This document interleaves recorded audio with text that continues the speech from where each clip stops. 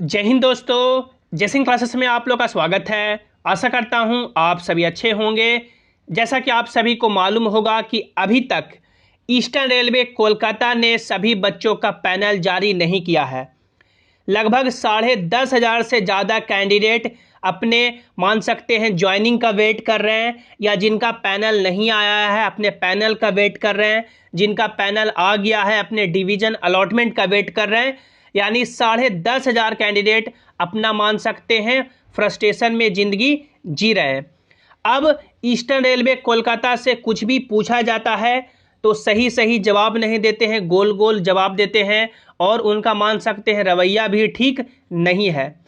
आज के वीडियो में बात करेंगे कि जो ओबीसी का इशू है वो कैसे सॉल्व होगा, कौन कौन से कैंडिडेट को ईमेल भेजा जा रहा है, यदि अभी तक ये ईमेल ही भेज के कैंडिडेट को बुला रहे हैं तो पैनल कब देंगे, कब तक ये डिवीज़न अलॉट करेंगे, और फाइनली सभी बच्चों का कब तक ये ज्वाइन कराएंगे। तो यदि आप लोग ईस्टर्न रेलवे कोलकाता के कैंडिडेट हैं तो पूरे वीडियो में आपको बने रहना है। और यदि आप लोग चैनल पर पहली बार आए हैं या अभी तक भी सब्सक्राइब नहीं किए हैं तो कर लीजिए, ताकि जो भी रेलवे के आगे के अपडेट हो उसकी सही और ऑथेंटिक जानकारी आपको मिलती रहे।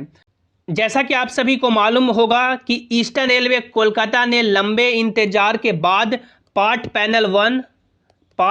वन आपका जारी किया था, और उसके मान सकते हैं 15 दिन के बाद पार्ट सेकंड पैनल जारी किया।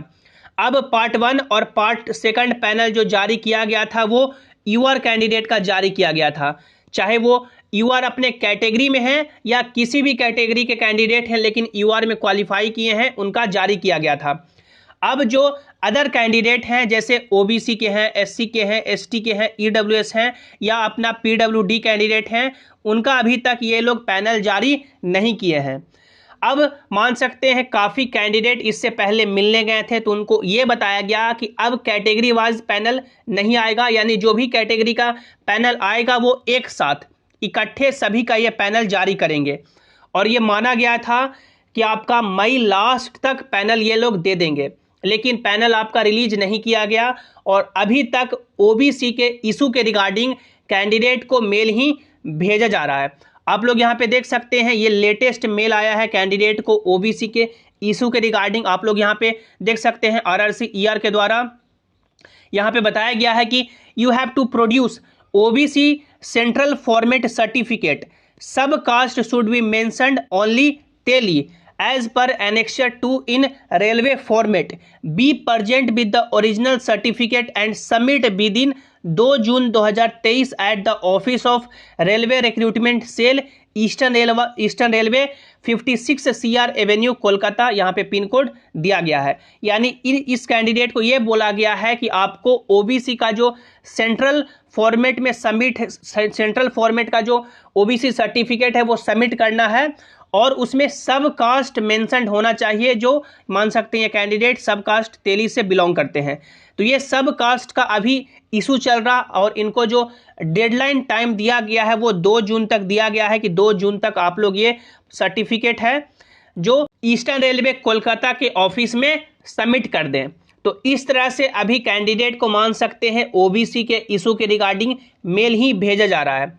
अब ये मेल अभी भेज रहे हैं तो मान सकते हैं पैनल कब तक रेडी करेंगे, और मान सकते हैं इसके बाद भी अभी और कैंडिडेट को मेल भेजा ही जा सकता है। तो ये आप लोग ये मान के चल सकते हैं कि अभी पैनल मान सकते हैं कैंडिडेट सभी का नहीं बना होगा, या ईडब्ल्यूएस का बन चुका होगा, एससी का बन चुका होगा या एसटी का बन चुका हो, लेकिन ओबीसी के इशू के रिगार्डिंग ये पैनल में भी देर कर रहे हैं।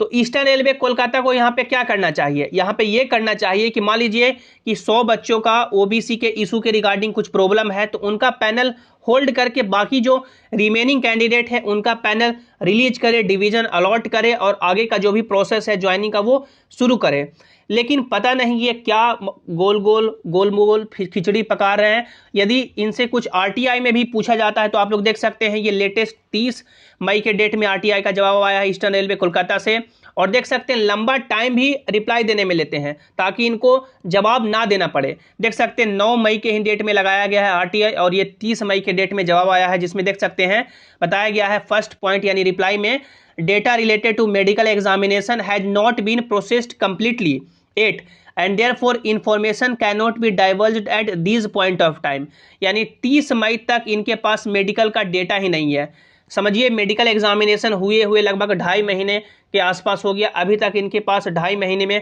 डेटा पहुंचा ही नहीं है। उसके बाद सेकंड यहाँ पे देख सकते हैं, second part of the query is speculative in nature and there is no scope for speculation under RTI Act 2005. Under RTI Act 2005 information which is available existing and part of material record can only be provided to the applicant. इसमें बताया गया है कि second जो question है वो speculative in nature, यानी कि मान सकते हैं ये अनुमान लगाने वाला है और अनुमान लगाने वाला जवाब है जो RTI के अंदर नहीं दिया जाता है। तो इस तरह से गोल मोल जवाब दिया जाता है। अब सवाल है कि आपका जो रिमेनिंग कैंडिडेट का पैनल है वो कब तक एक्सपेक्टेड है कि कब तक आ सकता है। तो ये तो ईस्टर्न रेलवे कोलकाता ही बता सकती है, कोई भी अनुमान यहाँ पे लगा पाना पॉसिबल नहीं है। ये कल भी दे सकती है पैनल, आज भी दे सकती है, 10 दिन बाद भी, 1 महीने बाद भी, 2 महीने बाद भी, क्योंकि एनटीपीसी का आप लोग हाल देखिए, एनटीपीसी का सभी जोन में ज्वाइनिंग यानी कब का हो गया, 6 महीने पहले ही हो गया, लेकिन इन्होंने अभी तक ज्वाइनिंग नहीं कराया है एनटीपीसी का। डिवीजन अलॉटमेंट का ये लोग यही हाल करेंगे, ज्वाइनिंग का ये लोग यही हाल करेंगे कि मे बी 2024 भी खींच सकते हैं। क्योंकि आप लोग एग्जाम्पल से लेके चलिए, आप लोग जो भी जोन का लीजिएगा, जैसे कि आप लोग पिछला जो भी आपका 16 जोन रिमेनिंग है जिन्होंने पैनल अपना 2 महीने पहले ही दिया है, उनका अभी तक सभी बच्चों का ज्वाइनिंग नहीं हुआ है, यानी वो धीरे धीरे करके ज्वाइनिंग करवा रहे हैं, कभी 200 का, कभी 500 का, कभी 700 का, कभी 1000 का, और इस तरह से करते करते अभी तक ज्वाइनिंग नहीं हुआ है, मे बी 1 महीने का समय और लगे। और ये ईस्टर्न रेलवे कोलकाता तो पूरा जून लगभग आप लोग ये मान सकते हैं डिवीजन ही अलॉट करने में लेगी। उसके बाद मे बी आपका ज्वाइनिंग है जो जुलाई महीने से मे बी, यानी ये एक्सपेक्टेशन है कि शुरू कर सकते हैं जुलाई से, और ये जुलाई से भी जब ज्वाइनिंग शुरू कराएगी तो कभी 200 का, कभी 500 का, कभी 1000 का, कभी 300 का, इस तरह से करते करते 10,500 कैंडिडेट का ज्वाइनिंग कराने में ये लोग मान सकते हैं पूरा दिसंबर ये लोग यानी 2024 तक ये लेने वाले हैं। अब कैंडिडेट क्या कर सकते हैं, तो कैंडिडेट लगातार ईस्टर्न रेलवे कोलकाता मिलने भी जा रहे हैं, अपने तरफ से जो कॉल कर सकते हैं कॉल कर रहे हैं, ट्विटर पे ट्वीट भी किया जा रहा है, मेल भी किया जा रहा है। तो अब ईस्टर्न रेलवे कोलकाता को अपना काम है मान सकते हैं ईमानदारी पूर्वक जल्दी से जल्दी करना चाहिए, क्योंकि जब सभी बोर्ड ने अपना सभी प्रोसेस कंप्लीट करा के सेकंड डिवीजन भी, सेकंड आपका डीवी मान सकते हैं लिस्ट भी जारी कर दिए हैं, और ये अभी पैनल ही खेल रहे हैं। देखते हैं इसके रिगार्डिंग आगे क्या फर्दर अपडेट निकल के आते हैं। आप सभी नीचे कमेंट में जरूर बताइएगा कि आगे क्या करना चाहिए, क्या ईस्टर्न रेलवे कोलकाता को मान सकते हैं हम लोग क्या कर सकते हैं ताकि ये पैनल अपना जल्द से जल्द दे। इसके रिगार्डिंग जो भी आगे फर्दर अपडेट होंगे सबसे पहले आपको जेसिन क्लासेस ही प्रोवाइड कराएगा, तो आपको चैनल को जरूर सब्सक्राइब कर लेना है, वीडियो को लाइक करना है और अपने दोस्तों के साथ शेयर करना है। सभी इंपॉर्टेंट अपडेट के लिए आप लोग इस टेलीग्राम जेसिन क्लासेस से भी जरूर ज्वाइन हो जाएं। आप लोग टेलीग्राम पे जेसिन क्लासेस सर्च करके जुड़ सकते हैं, या टेलीग्राम का लिंक आपको नीचे डिस्क्रिप्शन में दे दिया गया है। मिलते हैं अगली वीडियो में, तब तक आप लोग हंसते रहिए, मुस्कुराते रहिए, अपना और अपनों का ख्याल रखिए। Thanks for watching, have an awesome day.